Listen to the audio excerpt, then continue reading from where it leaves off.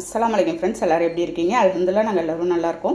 நீங்களும் நல்லா இருப்பீங்கன்னு நினைக்கிறேன். நான் இன்றைக்கி வீடியோவில் என்ன ஸ்டைலில் இன்றைக்கி வந்து தக்காளி ரசம் தாங்க செய்ய போகிறேன். நல்லா உங்களுக்கு செரிமானத்துக்குலாம் செம்ம சூப்பராக இருக்கணும். வாங்க எப்படி செய்யலான்னு பார்க்கலாம். வீடியோக்குள்ளே போகிறதுக்கு முன்னே அப்படியே நம்ம சேனல் மும்தாஜ் கிச்சனை சப்ஸ்கிரைப் பண்ணிவிட்டு அப்படியே பக்கம் இருக்க பெல் ஐக்கானை கிளிக் பண்ணிடுங்க. அப்போ தான் நான் போடுற வீடியோ உங்களுக்கு உடனே வருங்க. அதுக்கு ஃபஸ்ட்டு ஒரு பவுலில் நான் வந்து ஒரு நெல்லிக்காய் சைஸ் புளி எடுத்துக்கிறேங்க. நீங்கள் எந்த அளவுக்கு புளி போட்டால் போதும். புளிப்பு நிறையா இருந்தால் உங்களுக்கு ரசம் நல்லா இருக்காதுங்க.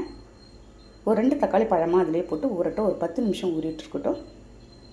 அதுக்குள்ளே அதுக்கு தேவையான பொடி வந்து நான் வந்து ரெடி பண்ண போகிறேங்க. ஒரு நான்ஸ்டிக் பேனை ஸ்டவ்வில் வச்சுருக்கேன். ஒரு 1/2 ஸ்பூன் மல்லி போட்டுடலாம். 1/2 ஸ்பூன் ஜீரகம், 1/2 ஸ்பூன் நான் வந்து மிளகு போட்டிருக்கேன். ஒரு பச்சை மிளகாய் கீரி போட்டிருக்கேன். ஒரு காஞ்ச மிளகாய் போட்டுடலாம். லைட்டாக ஒரு 2 நிமிஷம் ஃப்ளேமில் லோ ஃப்ளேமில் வச்சு நான் வந்து ஃப்ரை பண்ணிடுறேங்க. நல்லா வறுத்துட்டு இப்போ என்ன செய்ய போகிறேன்னா ஒரு 3/4 ஸ்பூன் இருக்கும் நான் வந்து துவரம்பயிறு போட்டிருக்கேன். போட்டுட்டு எல்லாத்தையும் நல்லா வாசனை வர வரைக்கும் நம்ம வந்து பொன்னிறமாக வறுத்து எடுத்துடலாம். பாருங்கள், அது நல்லா ஒரு பொன்னிறமாக ஆனது. ஒரு 3 பூண்டு பல் போட்டிருக்கேன். 10 சின்ன வெங்காயம் சேர்த்துருக்கேங்க. நம்ம இந்த சின்ன வெங்காயம் சேர்த்து செய்யும்போது உங்களுக்கு நல்லாயிருக்கும் டேஸ்ட்டு. பாருங்கள், நல்லா ஒரு பொன்னிறமாக வறுத்துட்டு நல்லா ஆறட்டும். ஆறினதும் ஒரு மிக்ஸி ஜாரில் நான் வந்து சேர்த்து நல்லா குறைன்னு நான் வந்து அரைச்சி எடுத்துகிட்டு வந்துட போகிறேன். பாருங்கள், ரொம்ப வந்து நைஸாக இருக்காது. லைட்டாக நான் வந்து குறைன்னு அரைச்சிட்டேன். அந்த பச்சை மிளகாய் அந்த சின்ன வெங்காய ஃப்ளேவர்லாம் செம்மையாக இருக்குங்க. அப்படியே ஓப்பன் பண்ணதும் அப்படியே இருக்கட்டும். அதுக்குள்ளே நம்ம இந்த புளியை கரைச்சிடலாம். இதுக்கு வந்து ஒரு உருளைக்கிழங்கு தொட்டுக்கிட்டாலே அப்பொழுது ஒரு காம்பினேஷன் சூப்பராக இருக்குங்க. புளியை எந்த தூசும் இல்லாத நான் வந்து 2-3 தடவை நான் வந்து கரைச்சி எடுத்து நான் வந்து வடிகட்டிட்டேன். நான் 2 தக்காளி போட்டிருந்தேன். கூட ஒன்றே சேர்த்து போட்டிருக்கேங்க. தக்காளி நீங்கள் நிறைய போடும்போது ரசம் நல்லா டேஸ்ட்டு கொடுக்கும் உங்களுக்கு. 3 தக்காளியை நல்லா அந்த புளியிலே கரைச்சி விட்டுட்டேங்க. ஒரு 1/4 ஸ்பூன் இருக்கும் மஞ்சத்தூள் போட்டிருக்கேன். 1 ஸ்பூன் இருக்குங்க கல் உப்பு சேர்த்துட்டு நம்ம அரைச்சி வச்சுருந்தேன் இந்த பொடியை எடுத்து அதோடு சேர்த்துடலாம்.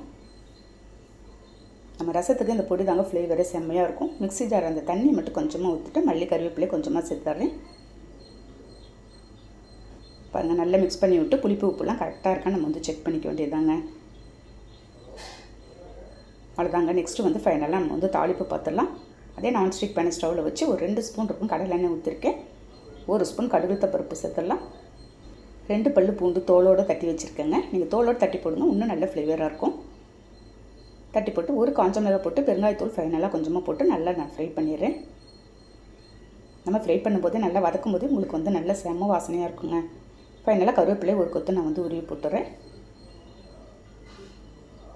பாருங்கள், இந்த அளவுக்கு உங்களுக்கு நல்லா புரிஞ்சது. நம்ம வந்து ரெடி பண்ணி வச்சுருந்த ரசத்தை எடுத்து அதோடு சேர்த்துடலாம். சேர்த்துட்டு ஃபைனலாக கொஞ்சமாக அதில் வந்து இருக்கிறத மட்டும் அந்த தூள்கள் சேர்த்து தண்ணி கொஞ்சமாக ஊற்றிட்டு இந்த மாதிரி நுரக்கட்டின உடனே நான் வந்து இறக்கிட போகிறேங்க. ரொம்ப கொதிக்க விட்றாதீங்க.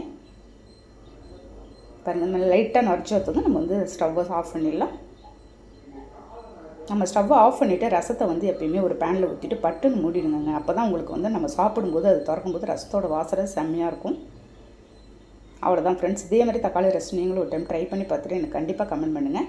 இந்த வீடியோ பிடிச்சிருந்தால் லைக் பண்ணிவிட்டு ஷேர் பண்ணுங்கள். மறக்காமல் சப்ஸ்கிரைப் பண்ணிவிடுங்க. நெக்ஸ்ட் வீடியோவில் பார்க்கலாம். Okay, thank you, by.